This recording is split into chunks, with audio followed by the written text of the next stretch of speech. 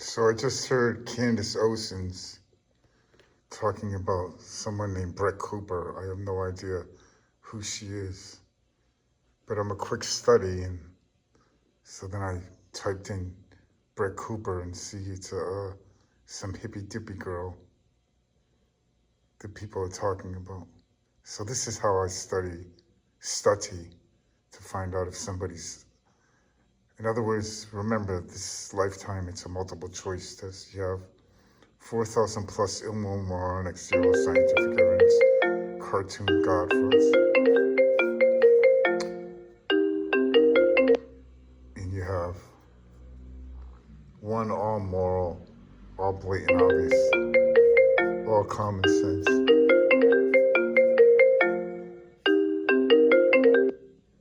Yo.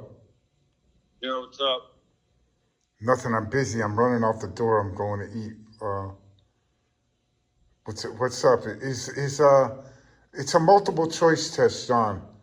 There's 4,000 plus moronic cartoon god frauds that have zero scientific evidence and are like the most idiotic moronic stories ever. And then you have one all logical, all common sense, all scientific evidence, all knowing God Almighty.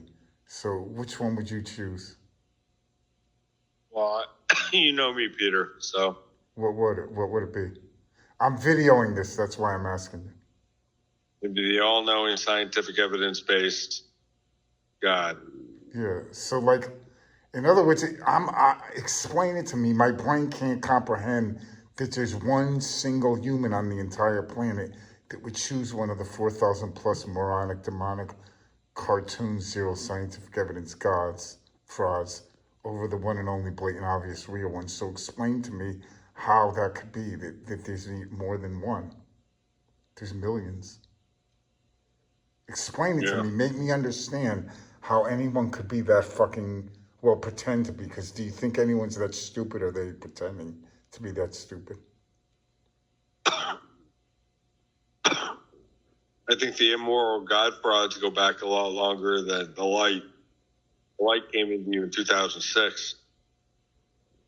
No, but what does it, in other words, let me ask you a question. If Jesus or Allah or Muhammad or the Jew God fraud or any of the 4,000 plus or more moronic cartoon god frauds came down here and moved human cells in real time, how long would it take you to say, okay, Jesus is God? Like, how many times would you have to see that before, like when you were told, find out Jesus is moving cells in real time? Would you have an ego about it, or would you just say, well, yep, okay, Jesus is God. Who else could move human cells in real time? No. It would still be a problem. People wouldn't believe it. What? People wouldn't believe it. If it were Jesus, people still wouldn't believe it. Why? Because. Yeah, but believing is thinking, clinking is thinking. I'm talking about know it, not believe. In other words, do you believe you're on a phone call with me, or do you know? Are you going to put this on Facebook? I'm going to put it everywhere. I'll show it on, it'll be on worldwide TV. I told you could come on TV with us, and we could show how, like, psycho nut jobs put you on meds. And if you need meds and you're that fucked up, then how come it's so easy for you to tell the truth about the light, but the people who put you on the meds pretend a man named Jesus, cartoon god fraud, is God? So they're some of the nuttiest psycho nutjob people ever. So who should be on meds, them or you? They're Nazis from World War II. No. So seriously, like, in other words, if like the Jew god fraud came down here and went into a human and walked him humanly impossible, blindfolded like a person that could see, I would go, okay, the Jew god fraud is God, because like that's the only one with scientific evidence. Like, like, how come I don't have a problem? Like, it doesn't matter what people. It doesn't matter what anyone was raised. How many people were raised that Santa Claus is real? And then what's the average age when someone realizes Santa Claus isn't real?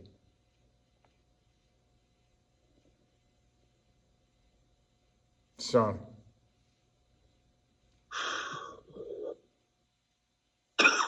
I don't know, maybe like 5 or 6. Okay, so what's a more moral, common sense story to understand. Santa Claus, who if you're naughty and not nice doesn't give you a gift, that's like the light. You can't quarrel with a moral. In other words, you reap what you sow. So everyone could understand that. But, you know, if Santa Claus burned anybody who was gay alive forever and ever, or anybody who doesn't say that cartoon moronic, immoral, God fraud Santa Claus isn't God, then that all moral, all loving God fraud cartoon Santa Claus will burn you alive, screaming your head off forever and ever. Yeah, they don't do that. No, I'm saying it's a hypothetical question. In other words, that which one would be, which is a more moral God if it was God? The Santa Claus that if you're naughty and not nice, then you don't get presents, or the one who burns gays alive forever and ever, and anybody who doesn't say Santa Claus is God, he burns alive, screaming their head off forever and ever. Okay. So you see the analogy? Right. So just explain to me, make me understand, like, how could anyone see of 18 years of nonstop scientific evidence from the one only real scientific evidence God and pretend that it's not true and choose one of the 4,000 immoral, moronic, sterile scientific evidence cartoon God frauds? Like, why would anyone cognitively choose that? Because they don't know yet, I guess. How do you not know when you look at it and you see it? If you see human beings' skin move in real time, cells. There's people that don't have phones that just come up that are homeless. Come on, homeless people have phones.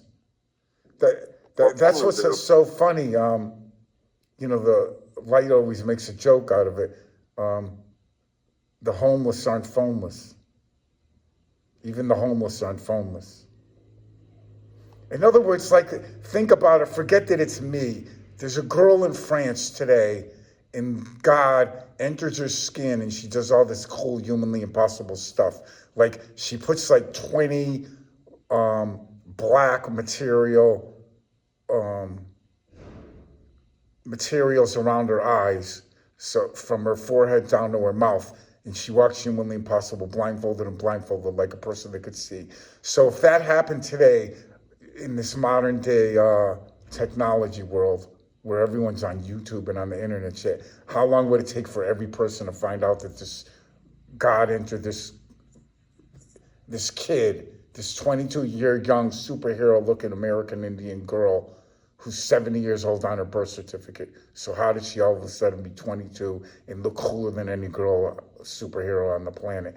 And she walks humanly impossible blindfolded. So how long would it take for the whole world to find out about that, in your estimate? I don't know, maybe 16 weeks. Yeah, that's a good you know, analysis. So after 18 years of the light doing all this blatant, humanly impossible stuff day in and day out, how long would it take for the whole world to find out about it? I know, because I'm in a third world country, and like ugly, smugly fuglies look at me who don't even speak English and pretend that I'm the devil, and they look at me like a Three Stooges movie and go, ah, and start running down the street like you know, like I'm gonna fucking do something to them, like demonic.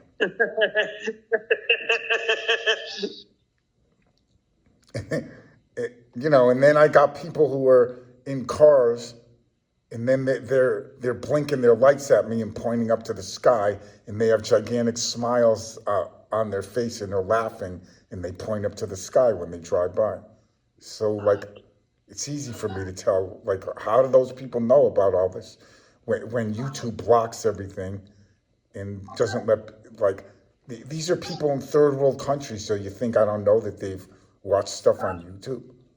And then YouTube will say that I have three hits and 2 people responded to this humanly impossible shit. I mean, it's so obvious. Plus, when the first movie we put up was me walking blindfolded through Costa Rica in 2007.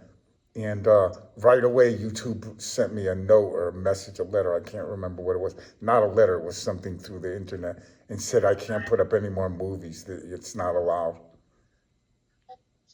Oh man. So like I knew something was up when they did that. And then they realized that they couldn't do that to me because like it would be obvious to me that you know, look at all these people putting way more than 5 videos up. So then what they did is figured out a way with technology to block all 99% of all the hits that we get and all the responses that we get. I know because like when I was in Rhode Island, some girl from some college came up to me and she goes, "Wow, you're Peter Palpin. I just want to let you know everyone at our college on the weekends is watching movie after movie after movie of you on YouTube with the light." Like she told me that, came up to me. And she said she had a scholarship for basketball there and all this other shit. So like common sense, that's just one school. Imagine from one school of college kids going on there and watching movie after movie, how many hits we would have just from one. So anyways, it's fascinating. Oh, I was just, when you were calling, I was looking up this girl.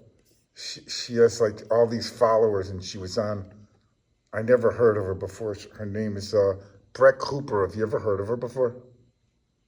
No. Oh, anyway, I was just doing a study on her and then you called. So anyway, I'm going to end this now. But thanks for the interview.